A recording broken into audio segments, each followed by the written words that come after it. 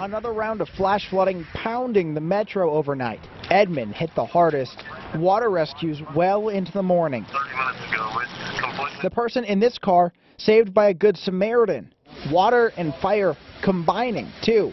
No one inside when the flames somehow started in this stranded car. Now a familiar sight this year, this underground storm shelter turned into a pool of water in a family's garage. From homes to businesses.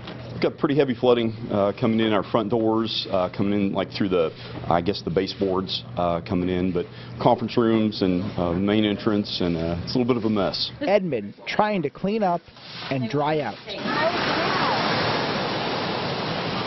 Steve Botari, KOCO 5 News.